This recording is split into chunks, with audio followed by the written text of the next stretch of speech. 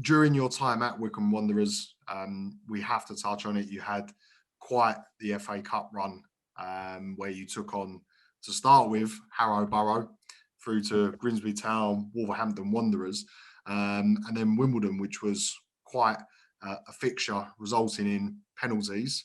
Yeah. Again, we talk about your debut where it come off your backside, as it were, and you take it. But then when you get in a penalty shootout in a pressure situation, you want to be able to tuck it away. Top bins, as they say. You put yeah. It it was scary at the moment. Well, that clips the crossbar. Yeah, well, I'd like to touch on that really, because what is it like in a penalty shootout with a crowd there with so much on the line? What goes through your mind at that time? Honestly, I'll go back to my school days when I missed a penalty in the cup final, like Thamesmead versus Matthew Arnold or something like that, and best player on the pitch by a mile, and couldn't score from 12 yards.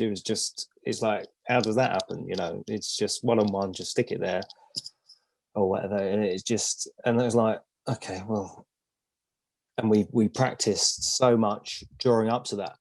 And it's funny because the ones that would score consistently every time, brilliant penalty, they're the ones that missed on the day, sort of thing. So it's, the whole thing. You're behind their fans as well, shooting into their goal.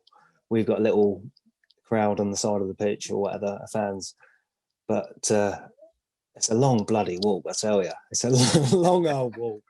And that whistle don't come soon enough for you to take it. And, it's just, changing your mind. No, yes, yeah, it's such a sort of mental battle to sort of put it where you want to. And physically, after a grueling season, plus injury time, we had a player, one of my good mates got sent off, Michael Simpson, in that game in the second half or whatever. Cramp was setting in the heavy pitch. The late stages. And it was just like, it was kind of meant to be, it was a special day. And for me, I didn't appreciate it at the time because I just thought it'd come around every day, it's the FA Cup. I'll just get to the semi-finals every season. It's the right laugh, isn't it?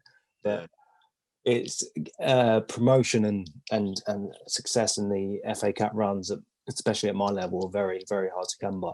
So unless you're at the top of the Premier League where they're fighting for championships and FA Cups, Champions Leagues, and this and that and the other, it's hard to come by. So looking back now, it was such an amazing run that we had. It's such a average group of players. I think you say average group of players, but there's something special about that team, that moment, that momentum that you had in that part of the season. Was you aware of that momentum going through, or was it game by game? It's so weird. It's so weird because in the league we were struggling big time, and I just remember we lost 5-0 against Walsall before the Liverpool game. And it's just like our fans are singing, "Are you watching Liverpool?" sort of thing. We're like 5-0 down away to Walsall. It was like, oh, God's sake, what's going on here? And club took us away to Portugal or Spain or something like that. And it was meant to be a training camp, but it was just an absolute piss up. It was like coming in at 6-7 o'clock in the morning, training at 10. It was just, but it was kind of like, we was up against it anyway. It's Liverpool, for God's sake. Obviously we beat Leicester in the quarters and stuff like that. That's, back then they were just a very standard sort of, new to the Premier League, shall we say. So it was a shock, but, it was just like, if we beat Liverpool, that would have been one of the biggest shocks in the FA Cup history. So I think we were just getting what we could before we got beaten by Liverpool, basically. So no, we enjoyed it, and the one, I think the team spirit between the group and just the old heads, that just rallied around us, and like you said, the old Essendon sort of story. We didn't have a striker, for God's sake. So, and yet we got to the semi-final of the FA Cup. What was it like as a team at that point before Roy Essendon was signed? Obviously, you've got the shortage up front. You're going into a big game against Leicester. Obviously, it's not Liverpool at the time, but it's still a mountain to climb. Then bring in Roy Essendon. What was the kind of feel of that signing? Was you aware of his level? What did you see in training? Was it you just take it, you just roll with the dice? I don't think anyone knew, but after seeing him train, we had no hope. Literally, he could not trap a bag of cement. He bowled in with these Spice Girl sort of platform trainers on.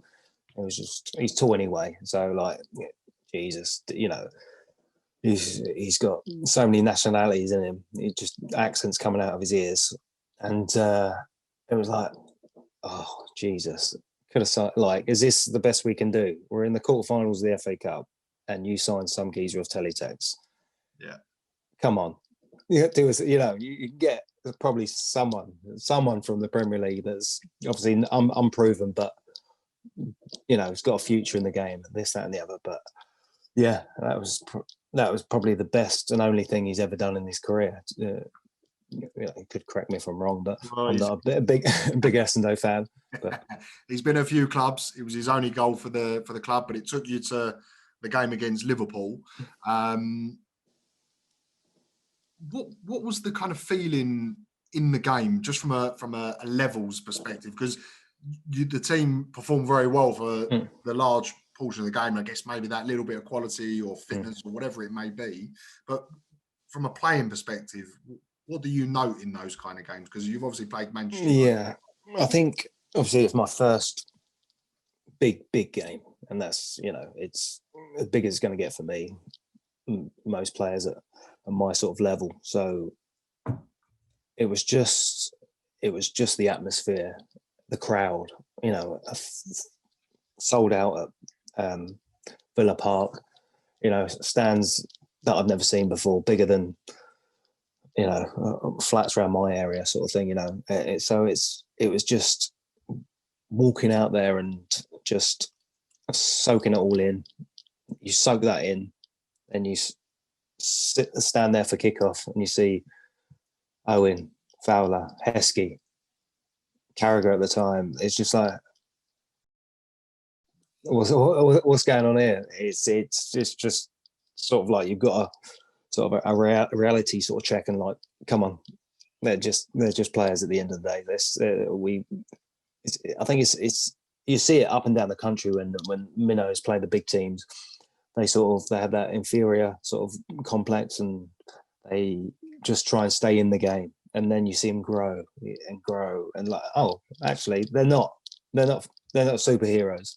They're humans at the end of the day. And I think that happens week in, week out in the FA Cup, and that's why you get shocks, because it's just, confidence is such a massive thing in football. And I can't remember too much about the game, to be fair. It just flashed by in an instant, and I couldn't tell you if I'd done anything decent in the game, to be fair. I can, recall anything that happened in the 90 minutes. I remember the 95th when I changed shirts with Jamie Carragher, or an hour later when I'm having a beer with Robbie Fowler in the players' lounge. But yeah, apart from that, I couldn't tell you what happened in the game. Yeah.